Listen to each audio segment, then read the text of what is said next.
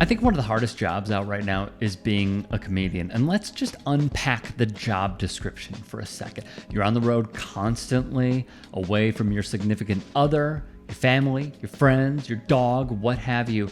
And you go state by state, town by town, where the audience is your ultimate feedback. They get to decide what sticks and what doesn't. My next guest is, as he calls himself, progressive comedian Steve Hofstetter. You've likely seen a bunch of his highlights on YouTube, Instagram, TikTok, and Facebook. He tells the story of coming up as a comedian, how some in the audience try out their jokes on him, and being the funny guy in a politically charged climate like right now. So without further ado, here is Steve Hofstetter. Enjoy. Like, where to even begin, right?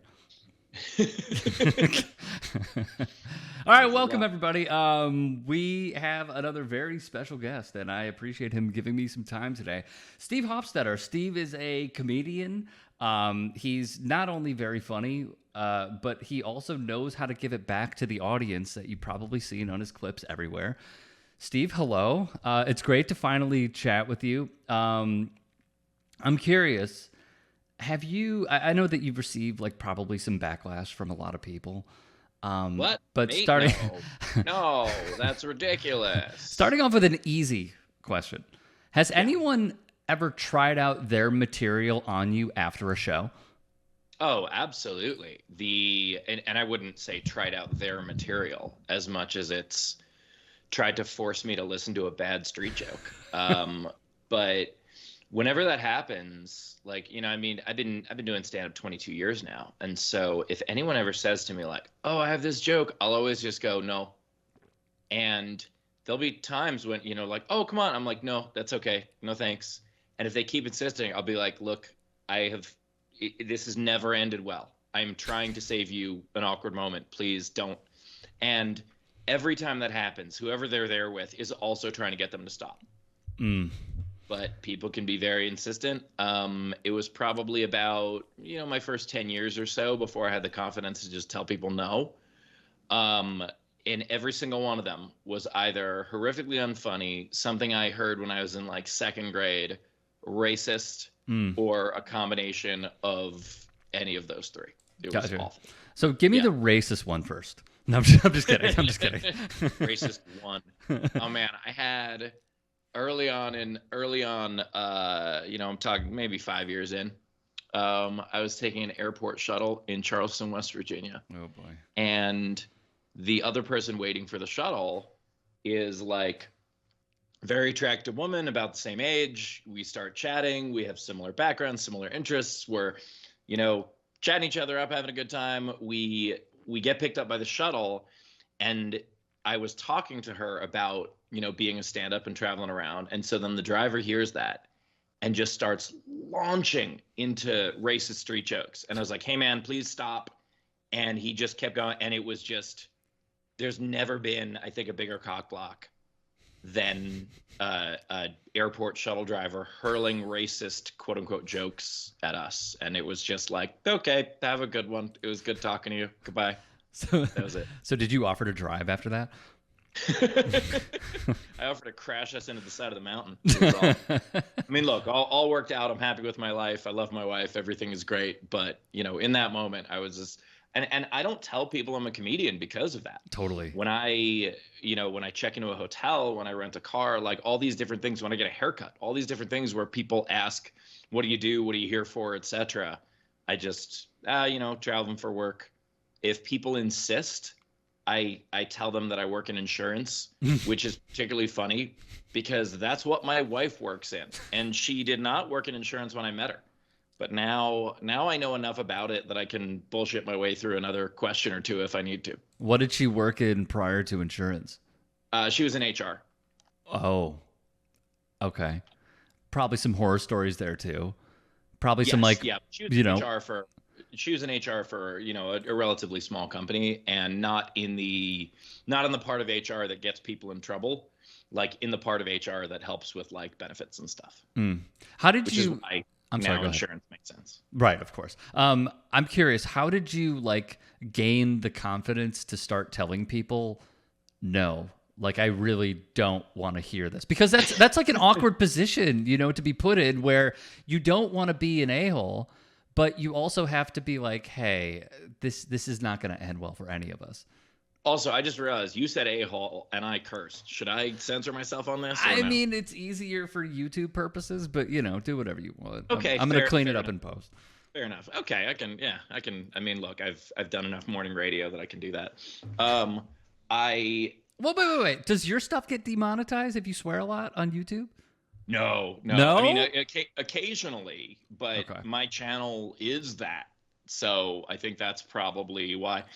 Like, occasionally I'll have a video, but they also sometimes demonetize when enough people just report a video. So anything that I do that's like overtly progressive, a bunch of people report it, because they're, fragile idiots who call other people snowflakes while they're having a meltdown. Amen. But as long as you don't curse in the first like 10 seconds or so, it's usually fine.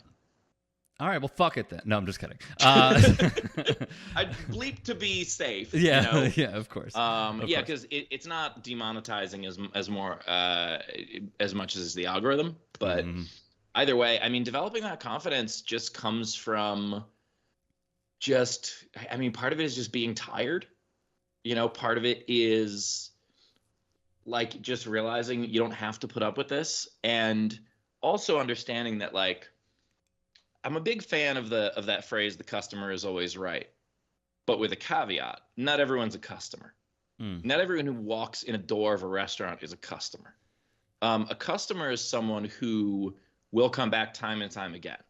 The type of people who will be like, I'm taking my business elsewhere, and be like, great, well, this is Target and you were buying a pen, so goodbye. Like, it's not going to affect anyone. You're buying a pen in the gay section of Target. Yeah, exactly. Like, yeah. I got a really nasty email when I was running digital shows over the pandemic. We did a fundraiser for the Wisconsin Dems that actually helped flip Wisconsin. And we got a really nasty email when we announced it from someone be like, I'm never buying another ticket to one of your shows. I looked at her account and I wrote back to her and I said, of the 23,000 or whatever tickets we had sold, you've purchased exactly one, and that was 4 months ago. So have a good one. We're still going to be who we are. And I think you need to take that approach to business, because servicing someone who is a terrible customer is a disservice to those who are good. Yes, great point. Here's another thing that I've kind of noticed is in a lot of your sets, but also, like, I've seen Jesselnick live. Like, I've seen people heckle him, and like he handles it totally fine. I agree with you that the customer is not always right. I also feel like there's a social contract that needs to be binded and needs to be agreed upon for both parties to have that sort of acceptance of, like, yeah, the customer can always be right, but you're also not upholding your end of the bargain per se. Yeah. You know what I mean?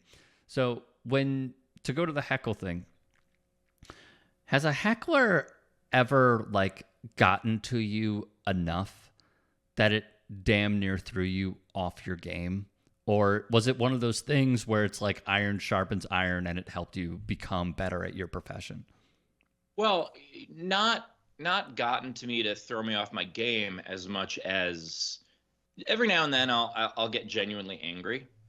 And I try to avoid that because it's so much funnier if they're mad and I'm not. Right. Like, the best heckler videos I have are the ones where someone takes a swing and I step aside and let them fall. I mean, that's a much more effective way of fighting. So I did early on, I had one where this guy had been harassing me, like, this is early days of Facebook. This guy had been harassing me over and over again. And most people didn't understand social media at that point. And they didn't understand that, oh, you might know people without knowing them. And he showed up to a show, sat right in the front row. I knew who he was immediately because, I hadn't gotten a ton of people like that yet. And during the show, he starts loudly, sarcastically laughing. So, which is, I mean, pretty good way to heckle. Just for sure. Ha ha, ha ha. So people around him probably just think he's weird. Right. And they don't know the backstory. They don't know that this guy has sent me over 100 nasty messages. And so when I snap on him and I try to explain the context of it, I just look insane. And I bombed that show. Like, that was bad. And that's when I learned that, like, if the audience you gotta give them enough rope to hang themselves. The audience has to hate them more than you do. Because once the audience hates them more than you do, you can say whatever you want. You can get away with anything because you're however mean you are being, you're being nicer than the audience would have been. Mm-hmm. And so, I had to learn that lesson early. But, since then, it's the only problem really comes when they say something that really bothers me as a human. Like, I'm not insulted. I'm not, like, they can hurl any kind of insult they want at me. It's when they get very homophobic, very transphobic, very racist, very misogynistic. Like, that's when it's hard for me to control my actual emotion, because I'm not mad at them as a heckler. I'm mad at them as a person. Right. I remember there was one video that you put out where I could tell, and like, I've seen a ton of your stuff, right?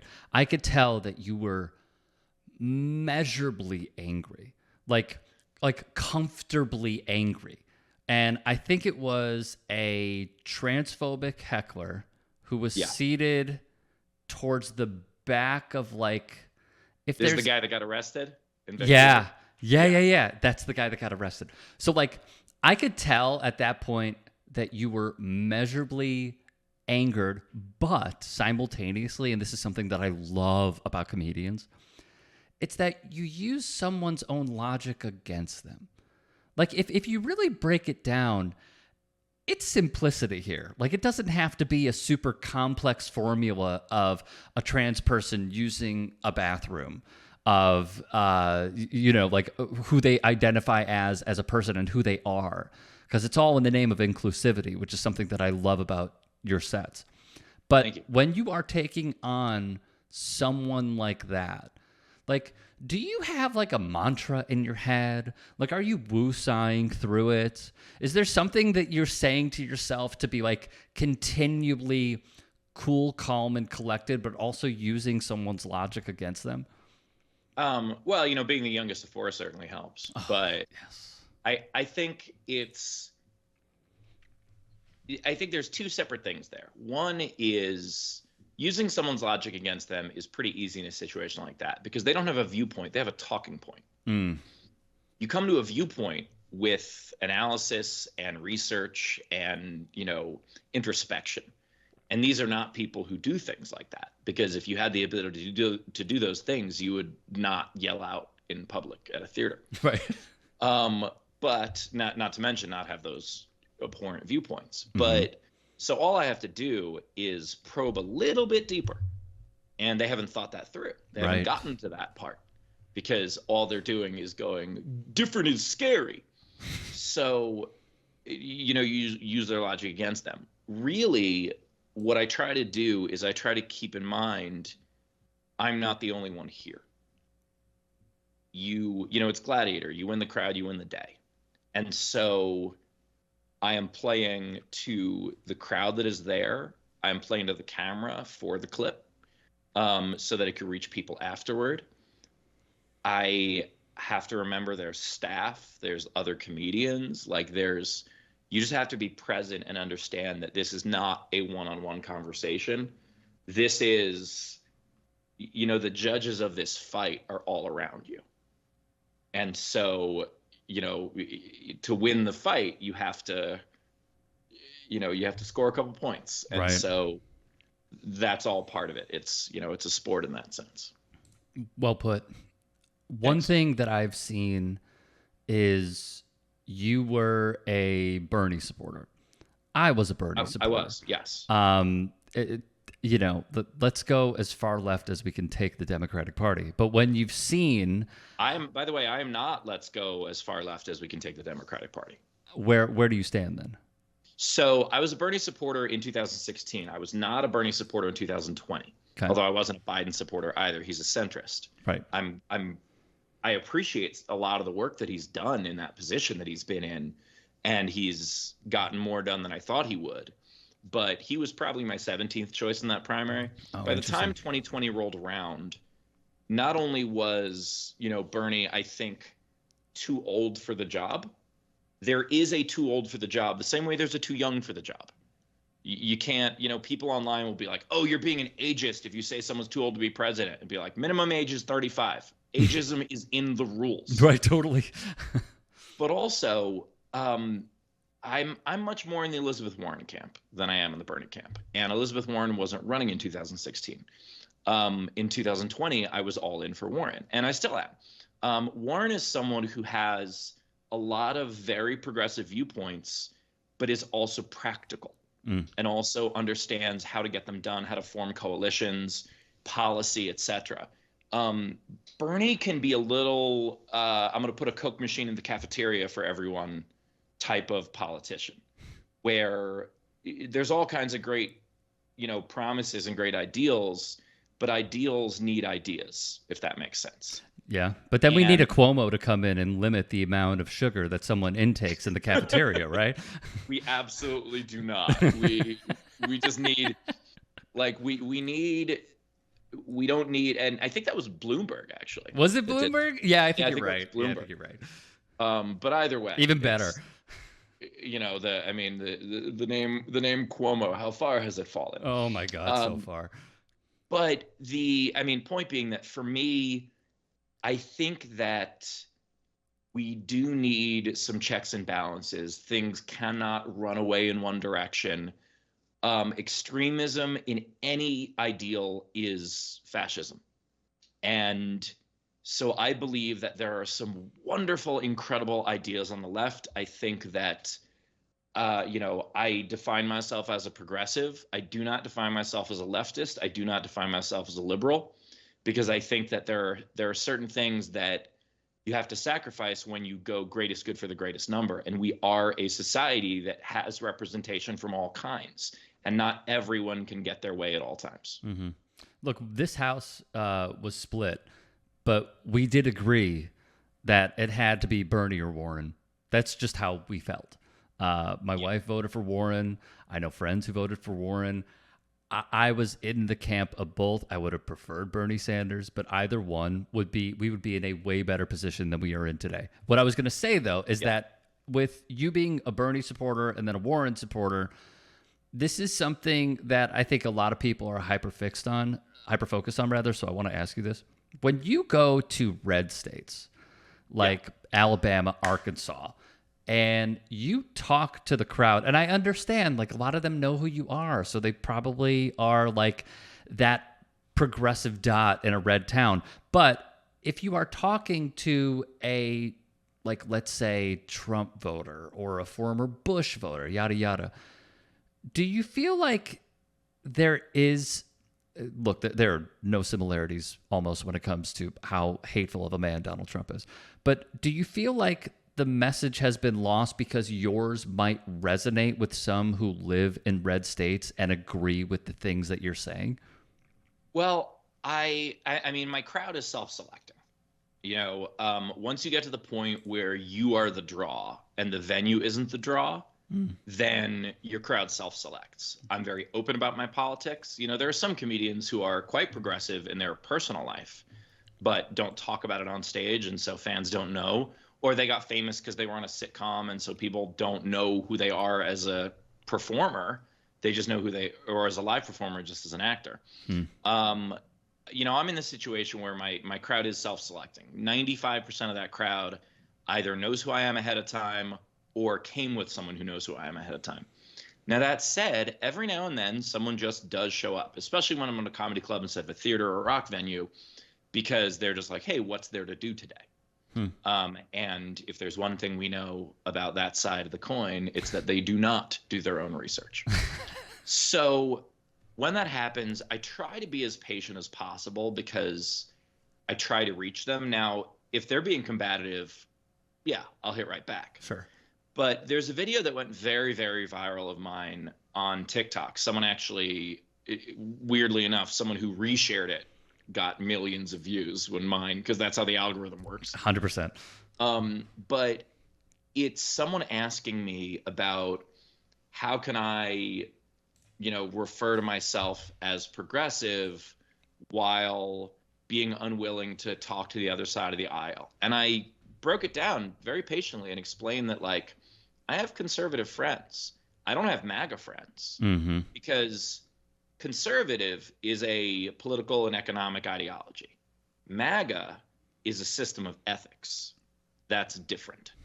And so what I did, I mean, I was trying to reach this person, but more so, I was trying to give ammo to the other hundreds of people in the room who are going to go home for Thanksgiving and talk to their families. Yes. And I look at my social media that way too, is that I'm not going to convince someone that's coming at me swinging, but I would like to try to help give talking points to those who may have relationships with those people, if that makes sense. It does. So what I would say, to piggyback off what I said earlier, is that I feel like comedians play an integral part in our society. In the past, we had comedians who called out Bush over a very unpopular war, but a lot of people were in favor of it at the time. We have seen comedians go after sitting members of Congress to shine a light on the atrocities that they're committing, because as you and I have learned through the work, the dirty work, people just don't pay attention to this stuff the way that they probably should. So I agree with you. But again, like how I said, you are measured in your approach and you're logical. I also view, in a way, a comedian as like a barber from back in the day, where like you guys are teachers, you guys are guidance counselors, you guys are there to walk people through the steps. And you saying that you will basically, if we're, trying to put this from a biased Rick perspective here, you're basically giving everybody the syllabus. Well, I mean, comedians can be that. We're not all that. I'm not painting a wide brush here, of course. Yeah. No, I'm just saying that, like, one of the core principles to me as a comic is that laughter is the bare minimum. You have to go for it. Absolutely, you need laughter to be a comedian. I was very annoyed. There was an interview with Hannah Gatsby that caused a lot of controversy, and I was annoyed agreeing with some of the people on the right, because one of the things that she said was that you don't have to be funny to be a comedian. I was like, no, that's you don't have to be funny to be a live performer. You don't have to have punchlines all the time to be a live performer. But stand-up is a very specific art form, and it does need punchlines. However, that is the bare minimum. A comedian who only goes for the laugh is a teacher who teaches towards standardized testing. You are doing the bare minimum of your job. If you want to be good at your job, you need to look around and see what else you can do. Now, some comedians believe, my job is to make people forget about their problems. Some people go, my job is to make people laugh and then also sell T-shirts. I think that a comedian's job is to give people a new perspective on things. But you have to do it through laughter, which is why it can resonate so much. Definitely. Is Carlin a big inspiration for you? Huge. When I was a kid, my dad played me a lot of Carlin, played me a lot of Dick Gregory, who I then got to work with and introduce to my dad, which was amazing. I mean, this is a little sad, but the last time I saw my dad was when I flew him out to join me touring with Dick Gregory. Wow. Yeah, he passed a little bit after that. But the one that I never liked that he played for me was Bill Cosby, and man, do I feel vindicated. I just felt his stuff seemed so generic, and like there were albums where he was using laugh tracks, which is very weird as a comedian. Really? And I don't mean like, punch this one up in post. I told this joke better on that day. And no, I mean like applause breaks at the end of every bit and like that kind of stuff. And it was nauseating. And as it turns out, that's who he is. Do you have any Cosby jokes? Oh, like making fun of him? Yeah. I'm sure I did over the years, but nothing I can recall offhand. I mean, other than the fact that his comedy always did put me to sleep. But I just think he's generic. Yeah. He's boring. Yeah. firstly, when I was reading your story, I'm sorry about the passing of your father. I think Thank you. what is so special is when you launch the Martin Foundation, which Thank you. is just really, really, really awesome. I feel like in a way you are an activist for comedy, where you will. I'm sure many people absolutely love this, but you will buy a church and then convert it into like a workspace for comedians. How? This is gonna sound weird, but I've bought two. Yeah. Oh, two. Okay. Okay. Why Two. not? Why Yes. stop there? So what? Yeah. What gave you? I think the church story is like funny. But what gave you the inspiration to do this? Well, so my dad was always a very generous person, even though he didn't have anything. We were lower middle class growing up. New York, Like, right? yeah, not anywhere near poverty, but subsidized school lunches. And uh, I always really appreciate his generosity because he was the type of person who would drive, pick everyone up for an event, or he would, oh, someone's got to go get the groceries across town for us to have this, potluck fundraiser. Okay, yeah, let's go do, and he gave what he had, and what he had was his time. And this is also someone who commuted over an hour to work each way. And so, and had 4 kids. And so it's not like he had a lot of time, but he gave of it everything he could. And I kind of looked at comedy as I'm a huge baseball fan and, just sports fan in general. And I was doing research for a show about the early Negro Leagues. And so I'm listening to all kinds of baseball history. And one thing that keeps standing out is that baseball as we know it is pretty young. And I started thinking about comedy in terms of that, and thinking like, why is comedy not a team sport? Why is it's a solo art form, but it can be a team sport? And I started kind of looking at it from that perspective and thinking about what I wish would have been there when I was coming up. And then I was at the Edinburgh Fringe Festival, which is like comedy summer camp. It's crazy. It's, 2,000 shows are going on every day, all across the city. And I passed by this old rundown church, gorgeous architecture, but hadn't been maintained in a while.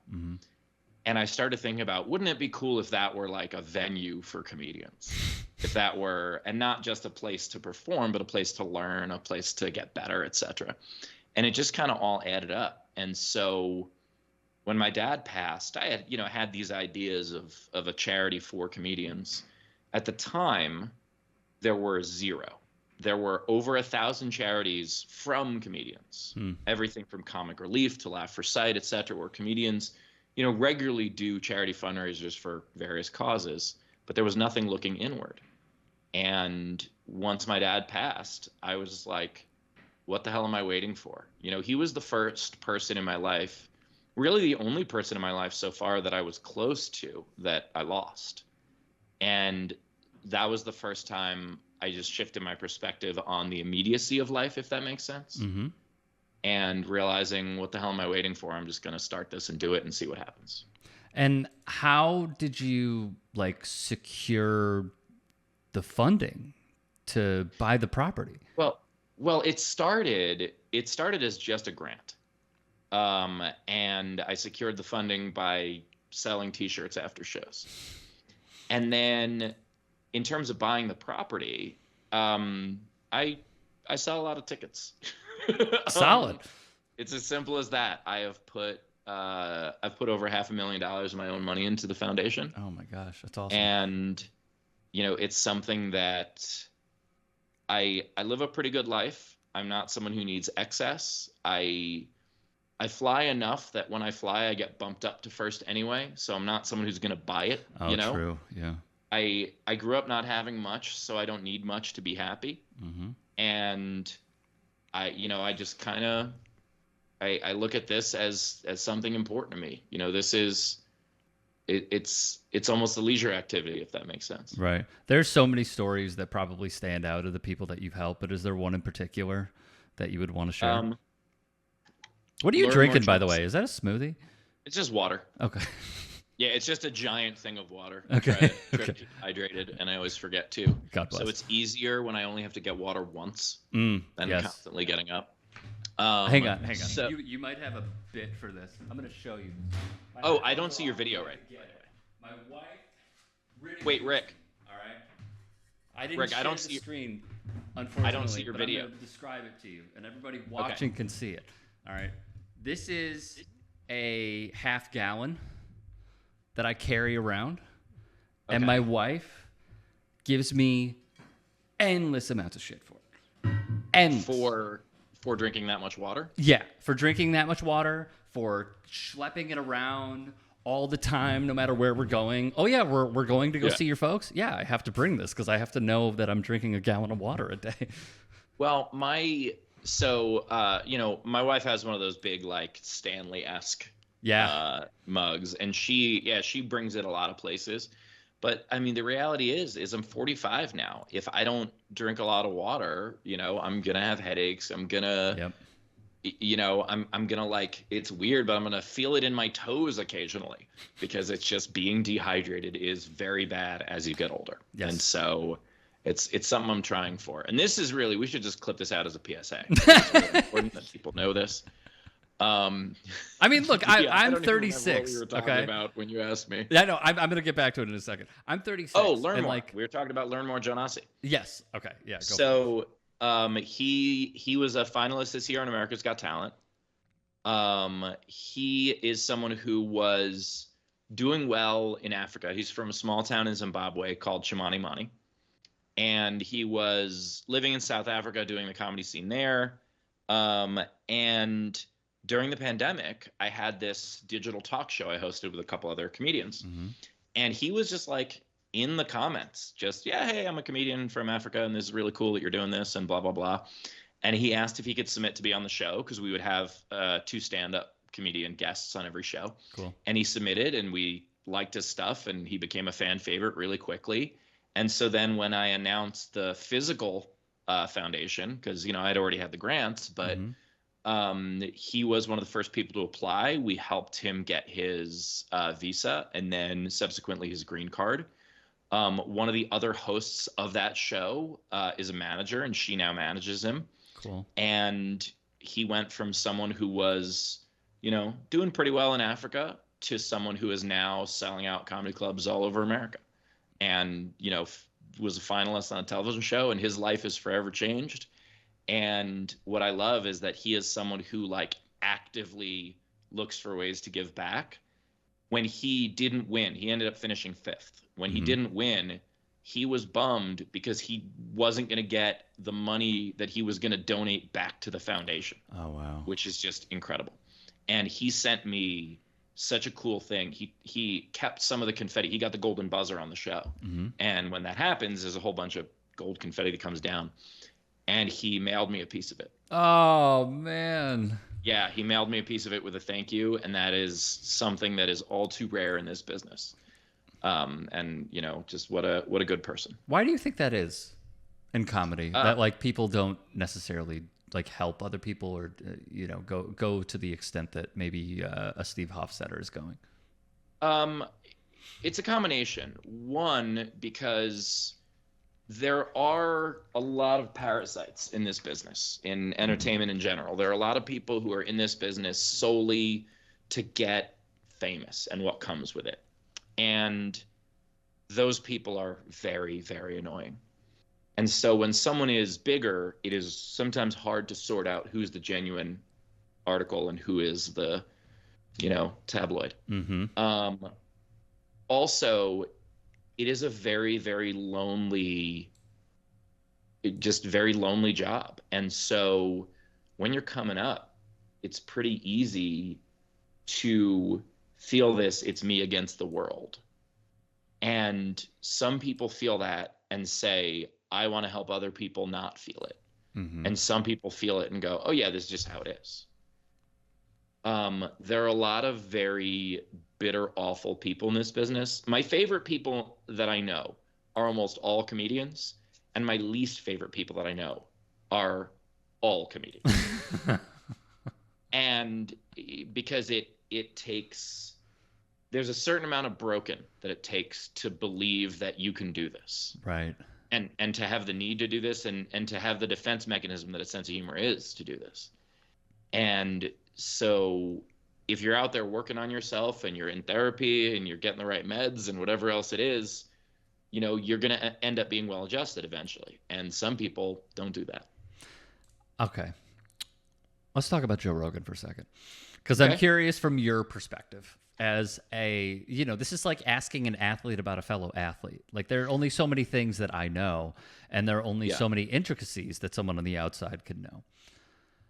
First off, this is the most simplistic question, and you could go whichever way you wish.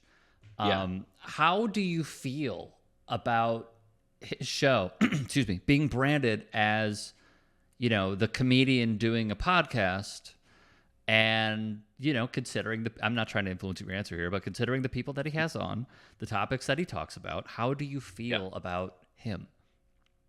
Well, so I was on the show about 10 years ago. And when it was really in LA, right?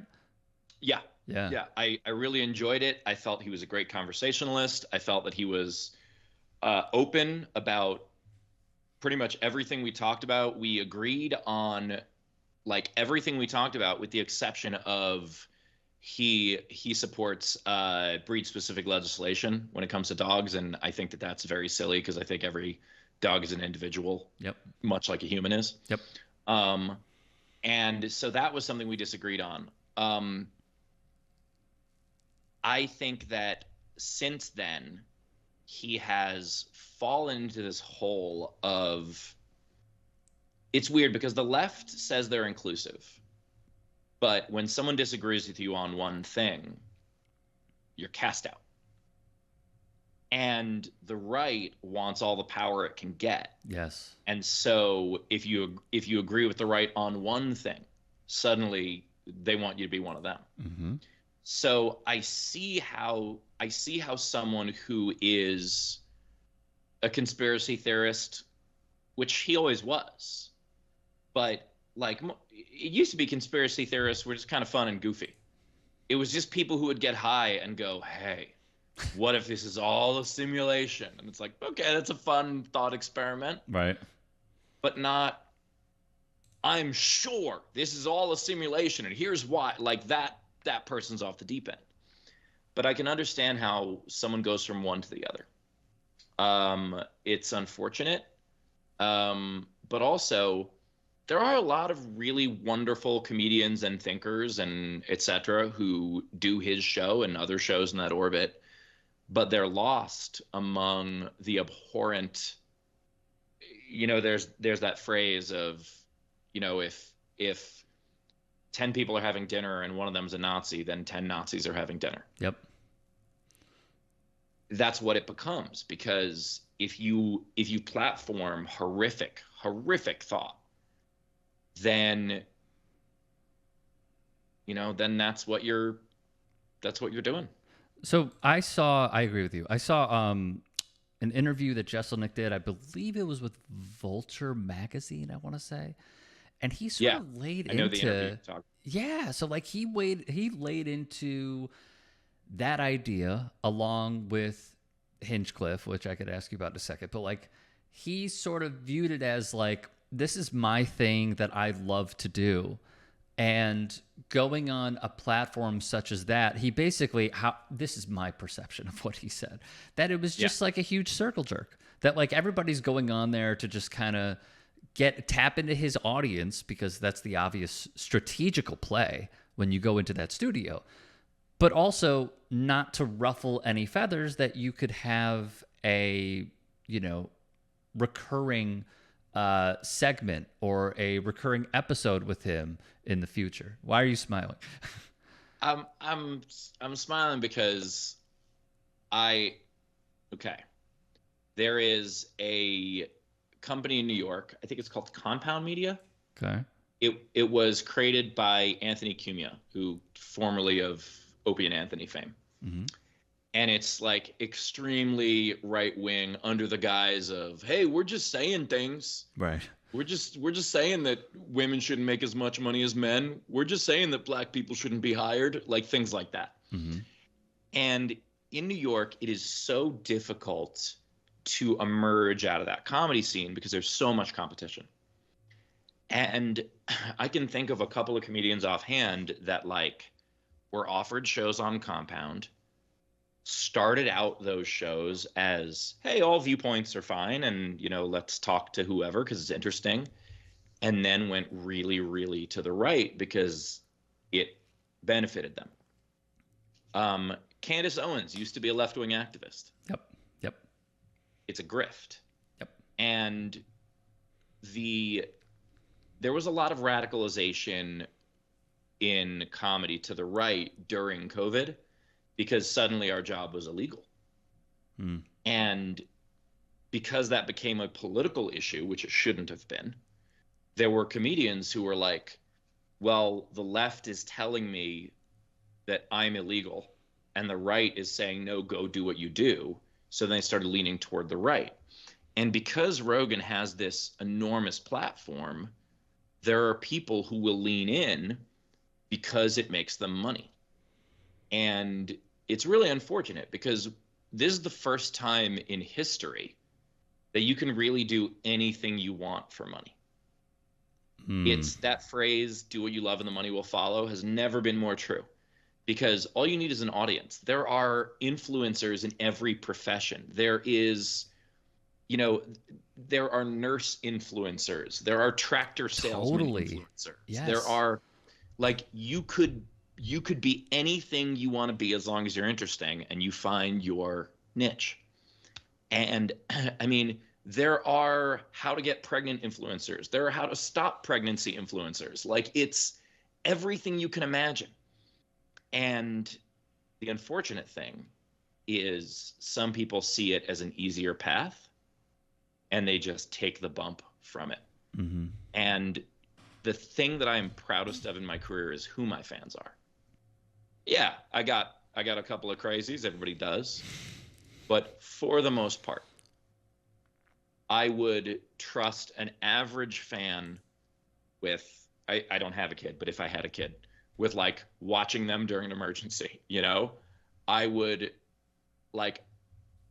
trust the average fan of mine in my home. And now I'm not going to invite anyone over just in case. Right. But I think that I've seen comedians who I know and love as people who have this, large, hateful segment of their audience. And I'm just like, aren't you embarrassed? Like, when every now and then, when someone makes just a really hateful comment on my social media, whatever it is, the thing we kind of started joking about, my thought process is always like, thank God someone like that doesn't like me. Because True. if that person liked me, who the hell would I be? Mm-hmm. Fair. Do you get joy in responding to those people? I get joy in turning it on them. Right. This started long before I was a stand-up. I did a website when I was 18 years old. My brother and I. Collegehumor.com. No, before that. Ooh, deep cut. Before College Humor even existed, we created this website called Baseball Jerk of the Week, and then it became Sports Jerk of the Week. We were the first to regularly report on crime in sports, and which is crazy that like it changed the landscape a bit. But our basic philosophy was, just because someone's good at baseball doesn't mean they're allowed to beat their wife. Mm-hmm. And the vitriol we got from some fandoms was tremendous. And we started putting it on our website. We started this hate mail archive. And what was great about it was it took it from when we got a nasty message originally, that hurts. Yep. Like, everyone's a human being, and often that we forget that the people on the other side of the screen are human beings.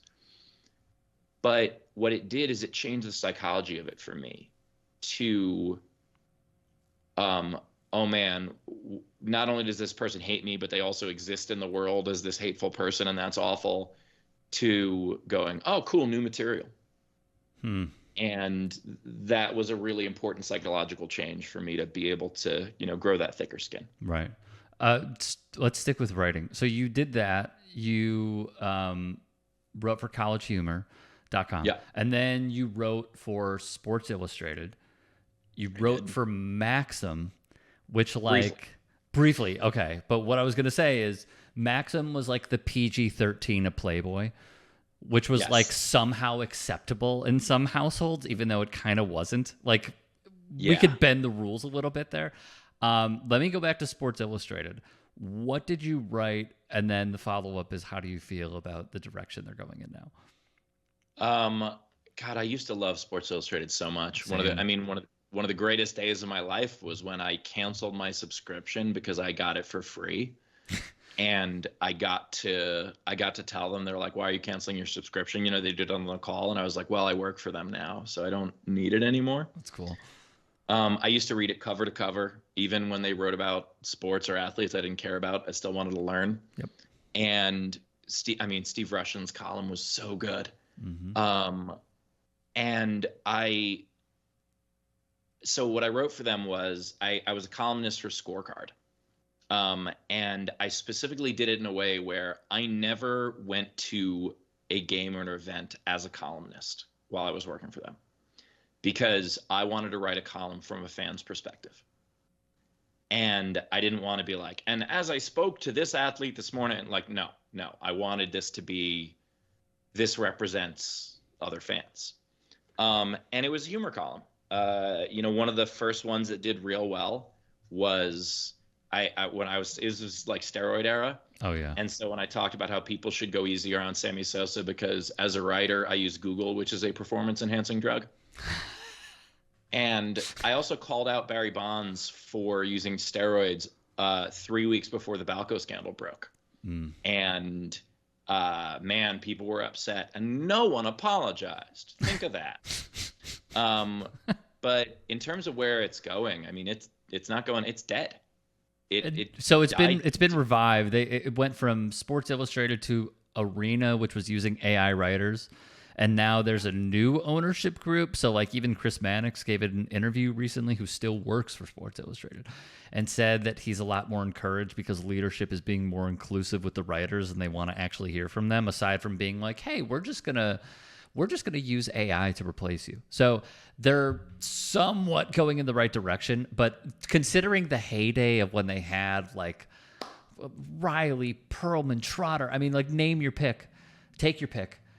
It is Verducci. Like it is someplace that it will never get to once again, because when we think about some of the golden ages in sports media, like, however you feel, and then this is not just you and I, but like however you feel about like Dan Patrick now or Keith Olbermann now, it doesn't really matter, because when they did SportsCenter with Rich Eisen, yada yada, Robin Roberts, Hannah Storm, it was remarkable, but it was also the first of its kind in the same vein.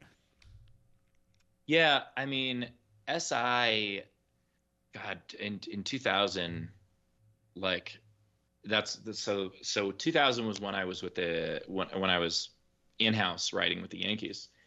And whenever national media came in, everyone was annoyed because, hey, we're the beat guys, we're here all year, and now you're going to swoop in and act like you have a behind the scenes that you don't have. Right. But there was respect for Sports Illustrated.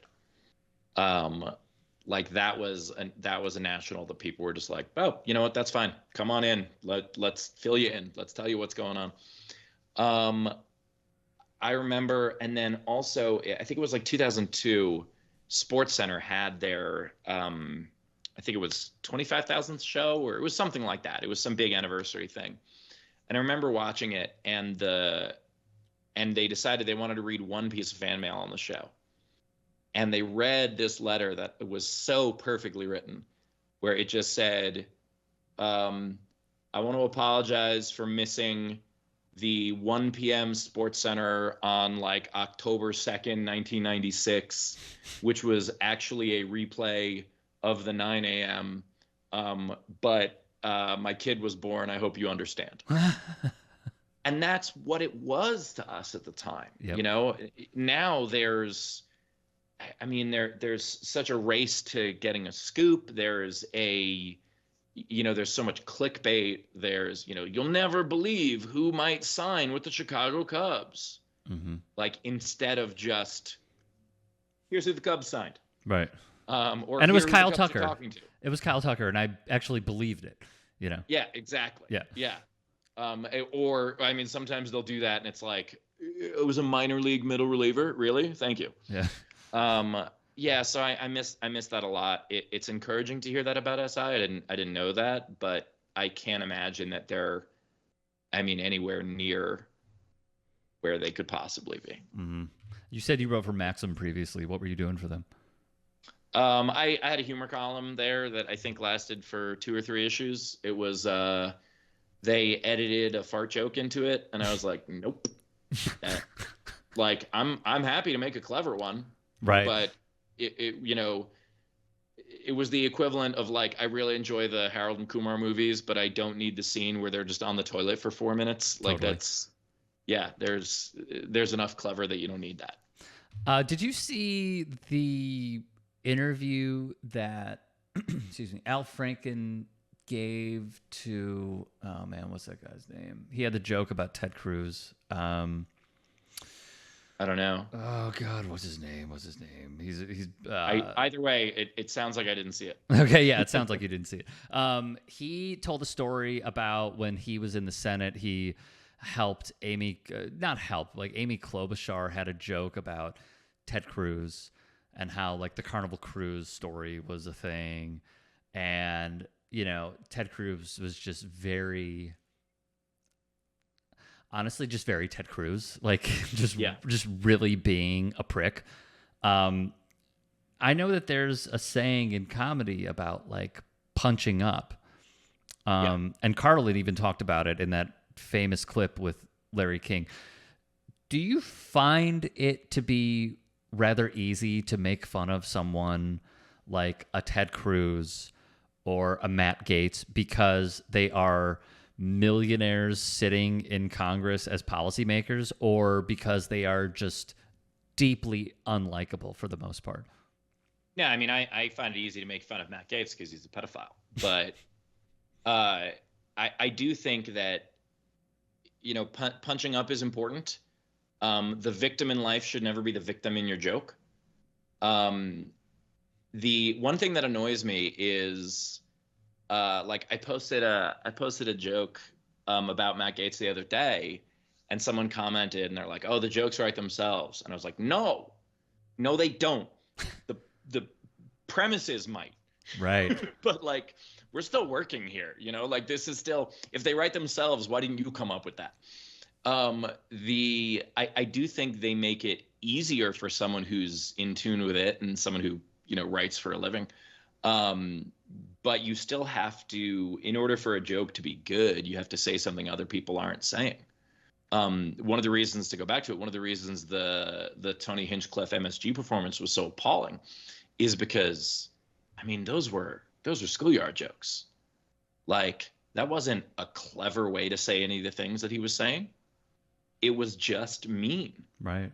It was, there's a, I'm so annoyed that I do not remember who said this because I quote it all the time. I think it was Ryan Niemiller said that a joke has to be more than 50% funny. So if a joke about race is 70% funny and 30% about race, it's a funny joke. If a joke about race is 30% funny and 70% about race, it's just a racist observation. Mm-hmm. And I think, I think a lot of the humor that's out there is generic, and that's okay because I can't fix my car. My mechanic can. Right. Professionals can do things that non-professionals can't. And that's fine. But I do think that they're such cartoonish supervillains that they do provide a lot of ammo. Mm-hmm. I've seen, on the same plane, I've seen a performance from Hinchcliffe. I've seen a performance from Jim Brewer when he's going on those tours with like Michael Flynn. Just really, really odd. The Greg Gutfeld show is supposed to be a comedy show on Fox News. It's deeply unfunny and just mean. Can right-wing comedians be funny? Yeah. Mark Klein is an example of one who, you know, he is a conservative, but his material is not about being mean to people who are already marginalized. You know, it goes back to kind of what I said before about, for the most part, conservative is a philosophy about governing and economics. It's not social at all. And you know, it's turned into something more now, which is unfortunate. But in order to be funny, you need a deep understanding of the human condition. And in order to have a deep understanding of the human condition, you typically recognize who's marginalized and who's not. Now, you can have the skills to be funny and then also be a narcissist or a sociopath or, you know, all these other terms that I'm not qualified to diagnose. And then you think you're the one who's been marginalized. You think you're the downtrodden, etc. You know, I think stand-up should be compassionate. And one of the things I really liked about what Jeselnik said and just his views in general is that the playing field shifts the same way that, like, in 1980, you didn't have to know how to hit a 105-mile-an-hour fastball. Now you do. Right. If you were looking at today's game, you know, today's game of baseball with the knowledge that people had in 1980 about weight training, about diet, about sabermetrics, about all this other stuff, you wouldn't be as good.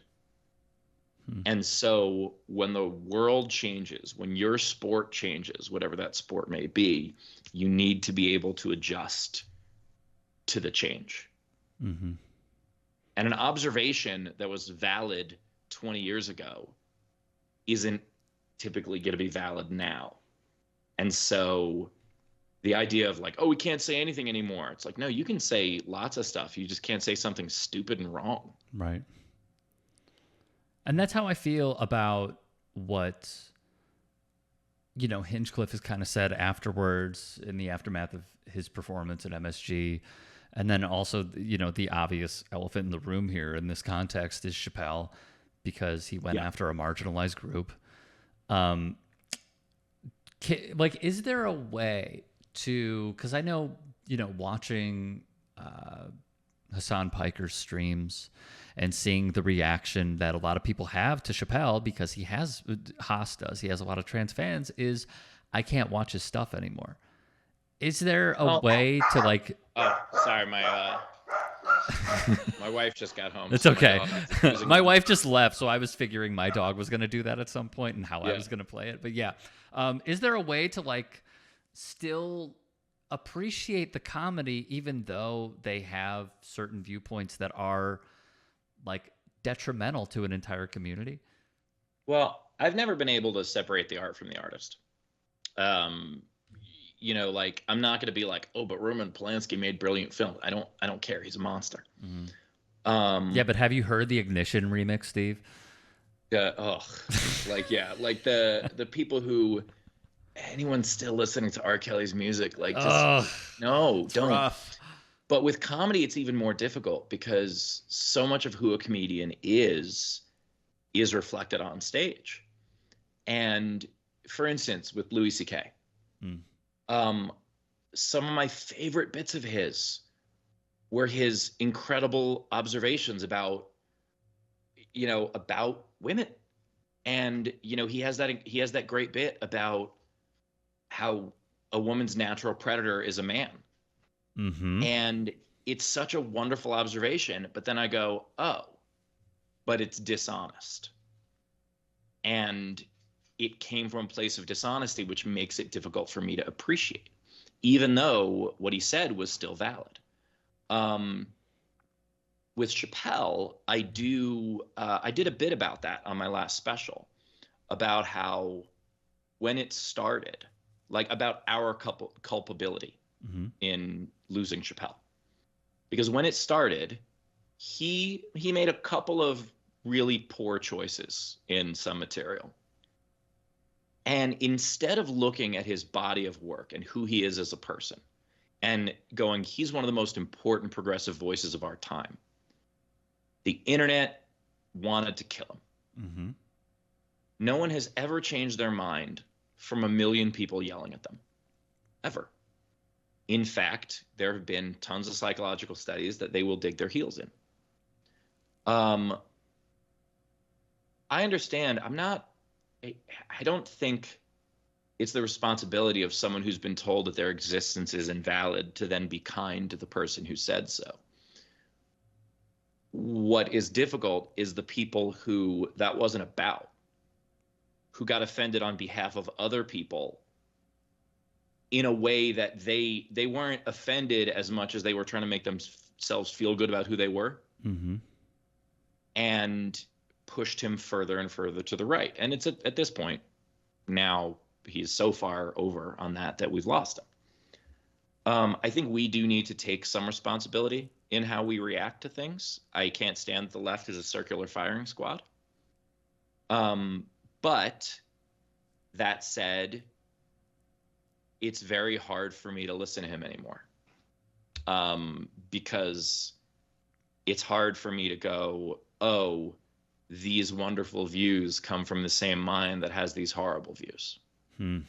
And so much of appreciating comedy is an involuntary, laughter is involuntary.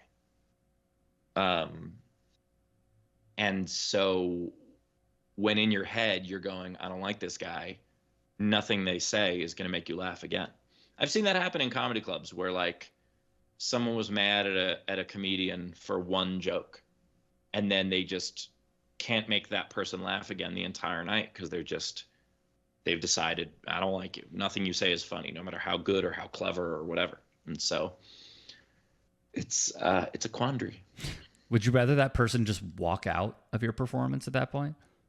That person, yeah, absolutely. I'd rather someone leave than just be silently scowling at me the whole show. Because or then doing also the sarcastic laugh to you? well, yeah, that was awful. But I'd absolutely rather, because that's negative energy. And when it comes down to it, stand-up is a conversation of energy. And when there is negative energy that radiates to the people around them, it affects how other people enjoy it. I mean, I've had situations where someone was, being a jerk, whether it was to me or to people next to them or whatever it was, and then they were kicked out of the show. And then it was just like the room changed. Yeah. I mean, we've all been at like whether it's a family event or a party or get together or whatever, where like someone is being awful and then they leave and then suddenly everything's better. Mm-hmm. And I think that's very true for an audience. Yeah, that's also called Thanksgiving, Steve. But like I said, I like to provide people with the ammo for that. Absolutely. How do you think TikTok has changed comedy? I don't think it's TikTok that's changed comedy. I think it's more Reels that did it. Because TikTok was an outlier. I mean, TikTok didn't change comedy any more than Vine changed comedy. It, gave people a reason to try to, come up with these short, interesting, to, I guess, reach people in a shorter amount of time. But it wasn't until Reels took off that it became the thing. And then YouTube followed suit and et cetera. And, short content became the thing. Now all of them are starting to go more toward long form again, which is interesting. But I think one of the things that Reels did, and, just social media in general, is it democratized comedy. it used to be whoever some out of touch old man in a suit thought was funny. That's who America thought was funny. And now, I mean, there are people who tour because they can sell 50 tickets in every city. But if you're selling 50 tickets at $25 a piece after you pay for the venue, and pay for the travel, you're pocketing $500 a show, which that same comic, if they sold 50 tickets 10 years ago, would be lucky to make $75 a show. Mm-hmm. It's changed things. Definitely. First off, R.I.P. Vine. Vine was like it felt like the introduction to millennials into like digital comedy in a way. Well, do you know how Vine died? No, I don't. This is one of my favorite industry stories. Hit me. So Vine was making money hand over fist, and no creators were monetized on it. It was before like that was generally a thing. YouTube was the only place where that existed. And so I think like 10 or so of the biggest Vine stars got together and went to Vine and said, we want to cut. And Vine was like, no. And they were like, people use Vine because of us. And Vine was like, no, people use Vine because of Vine. And you just happen to be popular on the platform. And they all left and went to YouTube. And Vine died. Wow. Yep. I love that story because it shows the power of the artist. Yes. These platforms allow us to reach people. Absolutely. But at the end of the day, they exist because of our content. Agreed. I'm glad that they did that. Because clearly Vine was not meant to be then. I was going to ask you about one other thing you said towards the beginning, which is like comedy is a team sport. And I think that's encapsulated in some of the bits that you have had with comedians that you are on the road with, which feels somewhat rare in this space, that the three of you would go up there, you'll answer some questions, you'll hear from audience members, but you also riff off of each other. Yeah. Why did you decide to incorporate that?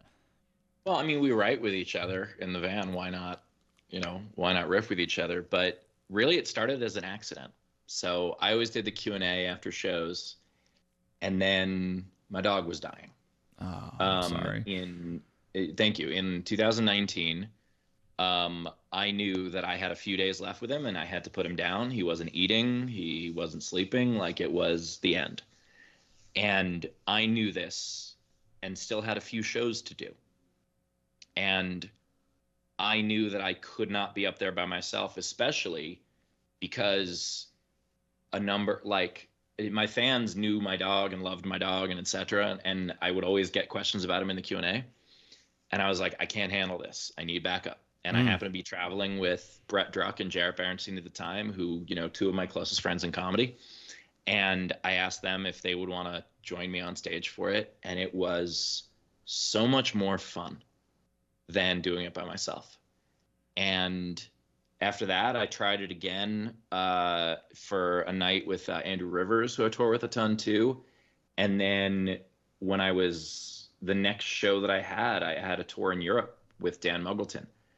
And as much as I love the other folks I travel with, there is no one I am better on stage with than Dan. We have a chemistry up there in terms of knowing exactly where the other person's going, knowing when to step on a joke, when to give someone room to breathe, etc. And it just clicked. It was just perfect. And so I went from all of that. And by the way, I think just snapping made I just saw that the thumbs up thing happen. I saw that. What a weird. Did it do it? No, I try guess going a little more to your right, maybe. Like in the white space. Try snapping, maybe. Yeah, let me. Yeah, right there. Nah. Interesting. Anyway. Okay. Should I? All right. People who are listening and not watching are very confused now. Yeah, definitely. But, anyway, it just became part of my show, and I think that the fun part is it's a bonus. It happens after the regular show, and it gives people a chance. The reason I started doing Q&As in the first place was because it personalizes every show. It gives people a chance to participate without interrupting. Yep. And now it's a thing that a lot of my fans like come to the show being like, oh, I got a question. Like they prepare ahead of time, and it's great. Is there one question that stands out to you? Yeah, the question that was probably the most ridiculous question I've ever gotten was someone asked how many cats fit in my car. And not my car. She was asking about her car. So first I was like, okay, well, what do you drive? Right. Because I'm a man of science. Yes. And then, because I needed to keep it funny, I said, does it have an ashtray? Oh, God. Yep. And that upset some people and made others laugh. But, ridiculous question needs a ridiculous answer. For sure. All right. Well put. There was something else I was going to ask you. You said that you traveled to Europe. How do you feel the American audiences differ from the European audiences to your sets? I think that it's much more American to want to be offended. Like, being offended is a bad feeling. Why do people want it? I don't know. I've never understood that. In European audiences, there's a lot more of, we know what we're here for. We have agreed this is going to be comedy. Mm-hmm. And so therefore, we're not going to randomly take something in the middle of it as if it's not a joke. We're not going to suddenly take an exaggeration to be fact.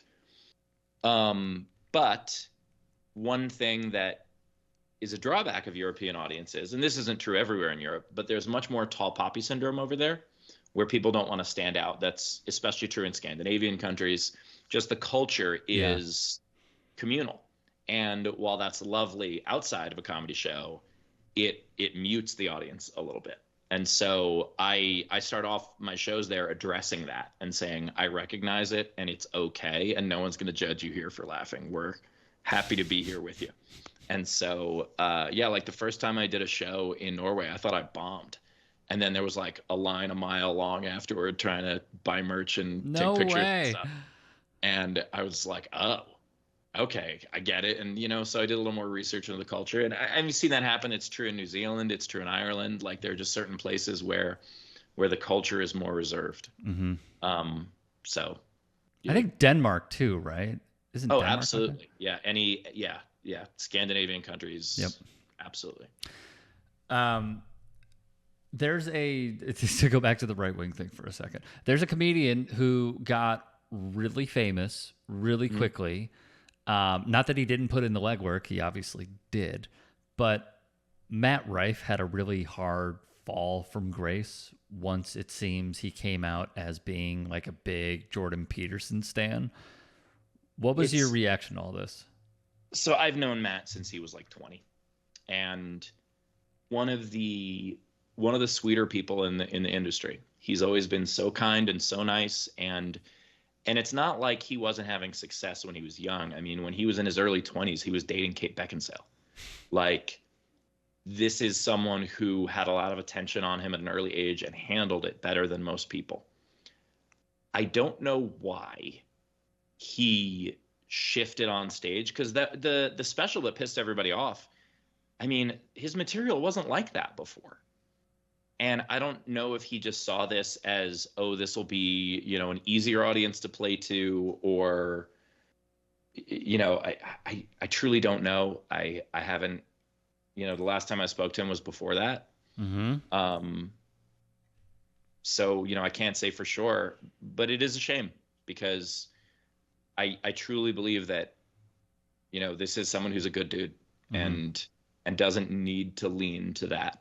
But again, I think that people, like, he's not right wing. His politics aren't right wing. And so I think there is anyone who likes Jordan Peterson, I mean, that's like pseudo intellectual crap. But I don't think he's lost. I'm not ready to give up on him, if that makes sense. Would you be open to having another conversation to him, or with him rather?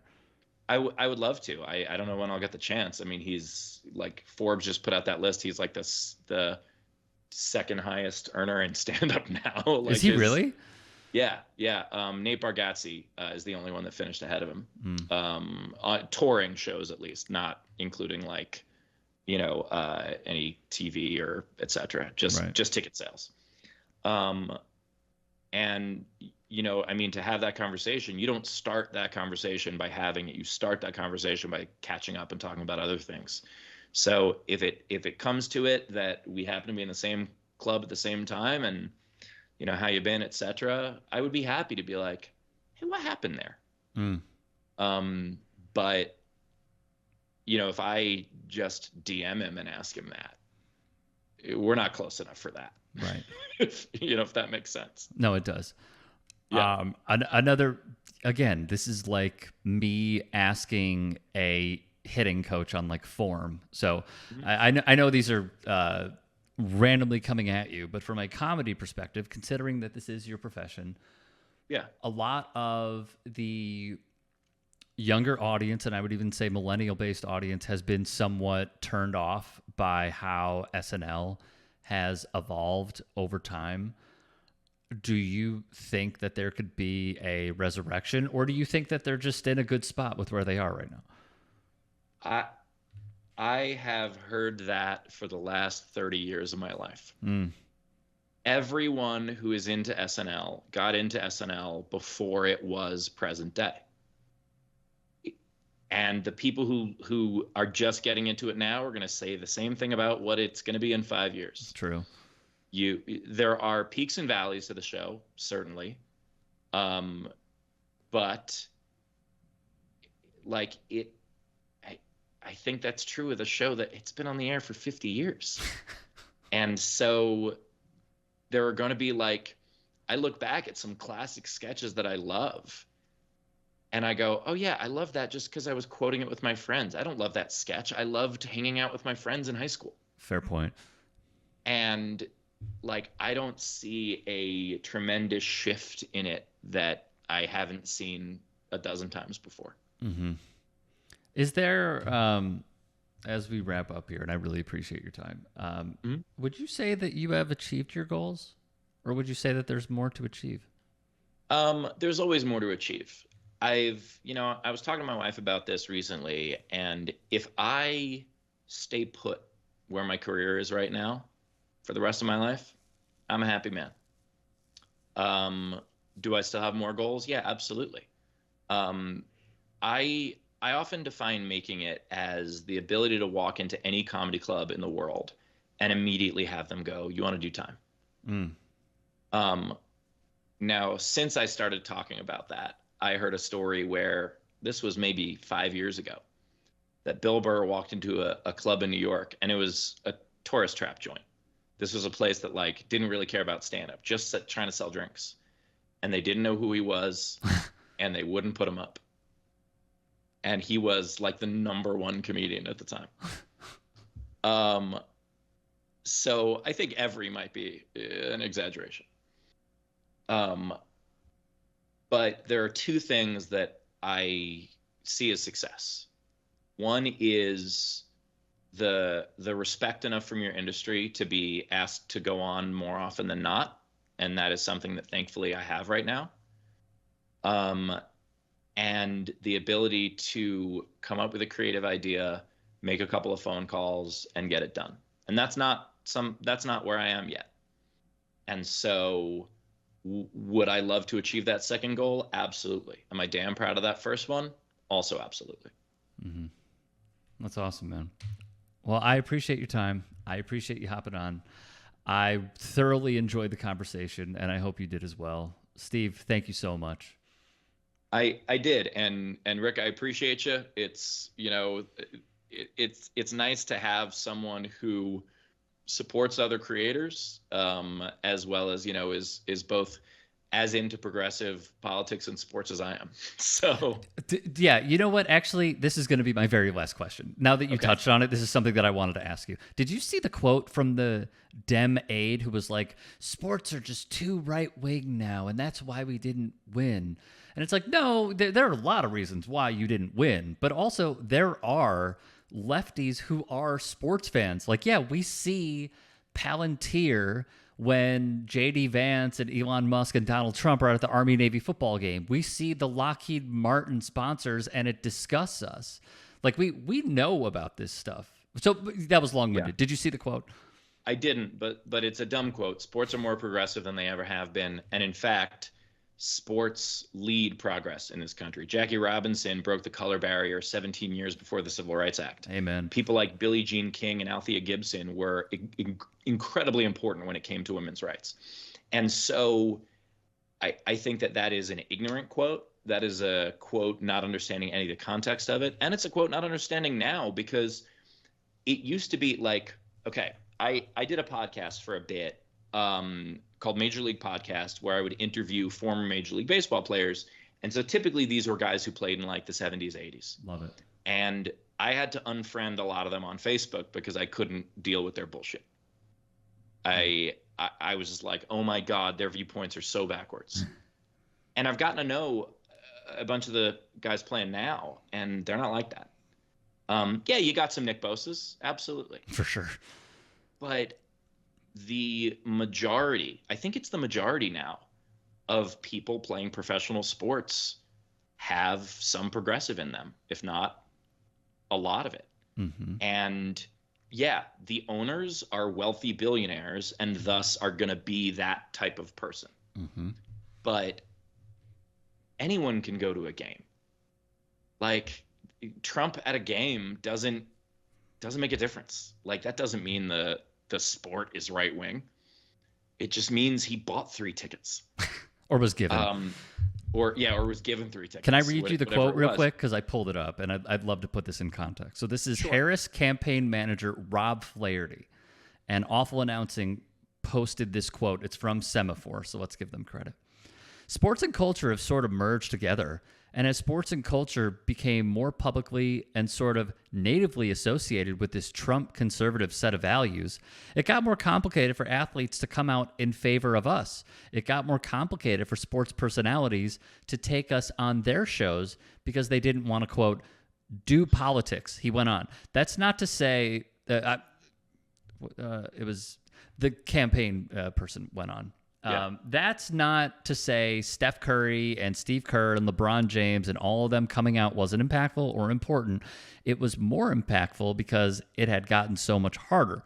But certainly the culture that has been associated with heavy sports watching has become associated with right-wing culture in a way that makes it harder for us to reach people, close quote. Oh my God, shut up. Like, that is so ignorant and so tone deaf and so out of touch. Also, it ignores the fact that, like, NASCAR is starting to have pride events. And true. Like, and I mean, listen to any interview with Greg Popovich. Like, there is such a shift in sports toward the left. And yes, are there these gravy swilling idiots that also exist there? Absolutely.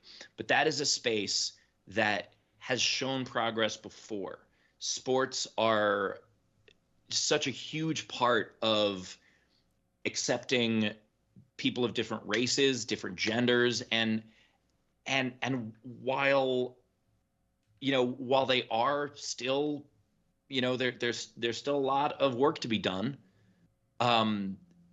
There's been tremendous success, and that quote was one of the most sour grapes pieces of garbage I've heard in a long time, and that is a shame because there are a lot of reasons why Harris lost, and I don't think a single one of them has to do with sports. I agree, but I also think this is just playing the blame game. No one wants to really be like, you know what? There's a reason why we lost. Instead, it's no. We didn't lose.